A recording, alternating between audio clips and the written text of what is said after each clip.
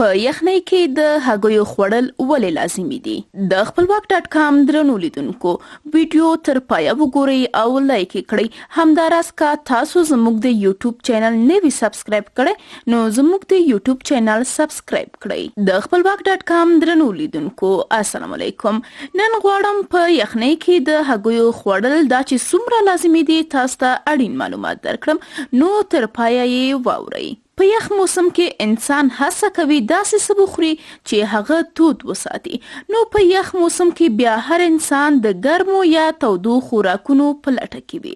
همداراز په یخ موسم کې د انسان لوږه هم زیاتیږي او ډیر هغه خوراکونه چې په ګرمۍ یا اوړي کې ډیر نه خوري نو هغه بیا په یخ موسم کې هر ورځ کاروي او خوري، لکه سوپ، وچه میوه او هګۍ. پوهان وایي چې هګۍ له روغتیا خمنه ده چې په یخ موسم کې د دې لپاره یې هم خوړل پکار دي چې په یخ موسم کې ډیر جراثیم انسان ناروغوي او په هګیو کې په قدرتي ډول داسې اجزاوي شته چې هغه د باکتریا د ختمولو لپاره کار کوي. پوهان وایي چې په یوه هګۍ کې 6 ګرامه پروتین موجود وي او همداراز په هګۍ کې یو داسې پروتین هم شته چې په بدن کې دننه د انټي باډیز جوړولو کار کوي او د بدن مدافعتي نظام قوي کوي.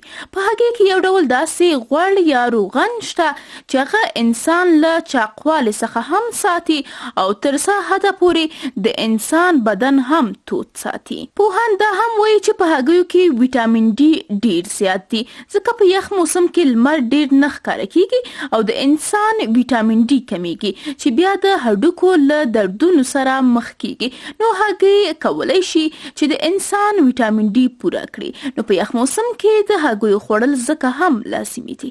د یادولو ده که هګۍ جوش وخوري، که یې سره کړی وي خوري او که یې په کوم ډول یا بل خوراکونو سره وخوري، په هر ډول چې وي همغه ګټه یو شان ده.